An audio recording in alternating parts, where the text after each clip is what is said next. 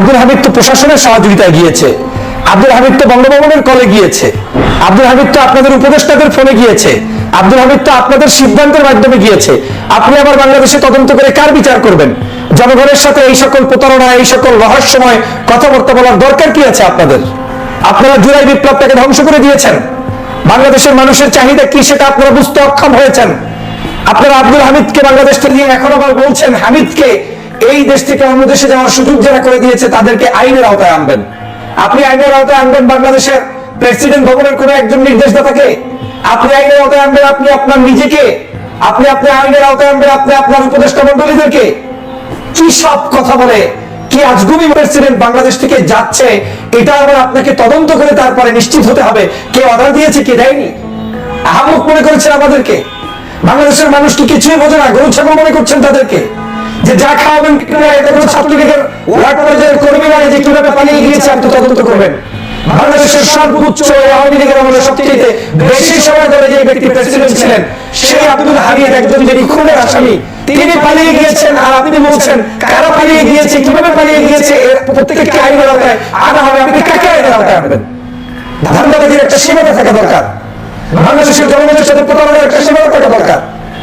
জনগণ 2000 বছর রক্তের বিনিময়ে জুলাই বিপ্লব সাধিত করেছে, এখন পর্যন্ত 50,000 হচ্ছে না ঠিক মতো। আর আপনি বলছেন যে আব্দুল হামিদ কিভাবে পালিয়ে গেল সেটা দেখা হবে, তদন্ত করে আইনের আওতায় আনা হবে। কাকে আনবেন? কোন অফিসারকে আনবেন? সাধারণ একজন পুলিশ অফিসারকে আপনি এক স্থান থেকে আরেক স্থানে আপনি তদন্ত করে তাকে আরেক জায়গায় আপনি কি বলে পাঠিয়ে দিলেই কি আপনার বিচার হয়ে গেল?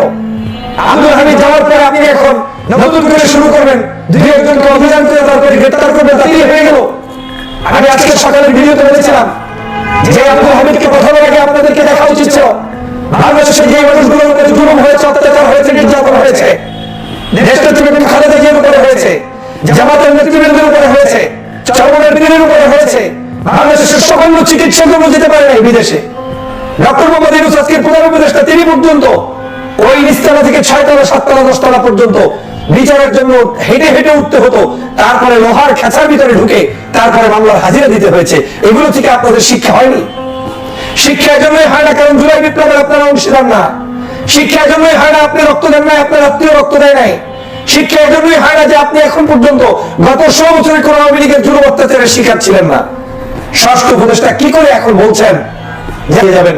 আপনার আইনের আওতায় এই দেশে যদি আনতে হয় তাহলে তো আপনার এই উপদেষ্টা পরিষদ বঙ্গভবন থেকে শুরু করে সবাইকে আপনার আইনের আওতায় আনতে হবে। একজন রাষ্ট্রপতি চলে যাচ্ছে, আপনারা খবর রাখেন না, আপনি জানেন না, জানবেন কি? আপনারাই তো এটা করে দিয়েছেন। আপনার অনুমতি ছাড়া, স্বরাষ্ট্রমন্ত্রী উপদেষ্টার অনুমতি ছাড়া, আইন উপদেষ্টার অনুমতি ছাড়া, একজন বঙ্গভবনের অনুমতি ছাড়া এরকম একজন রাষ্ট্রপতি তিনি যেতে পারেন। একজন রাষ্ট্রপতি তিনি চিকিৎসা নিতে গেলে পর্যন্ত, বাসায় থাকলে পর্যন্ত তার সমগ্র তথ্য এই কিন্তু আপনাদের হাই সিকিউরিটির ভিতরে আছে। তো যেই লোকটি সিকিউরিটির মধ্যে 24 ঘন্টা চলাফেরা করছে তাকে আপনার এয়ারপোর্ট থেকে বিদায় দিচ্ছেন আর বলছেন আমরা কারা বিদায় দিয়েছে জানি না, তাদেরকে বিচারের আওতায় আনবেন। এই সকল তামাশা বন্ধ করা উচিত, এই সকল ধৃষ্টতাপূর্ণ আচরণ বন্ধ করা উচিত। জনগণের মধ্যে নতুন করে আবার মনে হচ্ছে যে একটি দেশ একটু ঠান্ডা ছিল, পরিস্থিতি একটু সুষ্ঠু ধারায় যাওয়া হচ্ছিল, সেটার মধ্যে আবার কার কোন কারণে ষড়যন্ত্র অংশ হিসেবে এই আব্দুল হামিদকে আপনারা এখন আবার দেশ ত্যাগ করালেন। এভাবে করে আওয়ামী লীগের সব খনিগুলো দেশ থেকে পালিয়েছে, কাউকে দেশ ত্যাগ করানো হচ্ছে, কাউকে আরামায়েশে এখনো থাকার সময় প্রত্যেককে গ্রেপ্তার করে আইনের আওতায় আনা উচিত ছিল। এখন পর্যন্ত আওয়ামী লীগের সেই সময় যত ধরনের অপরাধী কাউকে সঠিকভাবে গ্রেপ্তার করা হয় নাই। কিছু মানুষকে নামকা হস্তে গ্রেপ্তার করা হয়েছে, তার মধ্যে অনেকে আছে বয়স হয়ে গিয়েছে, হাঁটতে পারে না, চলতে পারে না। অনেকে আছে আওয়ামী লীগ করে কিন্তু অপরাধের মাত্রাটা ওই ওবায়দুল কাদের ষষ্ঠ পররাষ্ট্র মন্ত্রীদের মতো, শেখ হাসিনার মতো হয়তো নেই। আপনাদেরকে দেখানোর জন্য মূলত তাদেরকে ঢুকিয়েছে, তাদেরকে বিচারের জায়গায় গেলে তারা মাপ পেয়ে যাবে, আর অপরাধীগুলোকে যারা মাপ পাবে না তাদেরকে দেশ ত্যাগ করানো হয়েছে।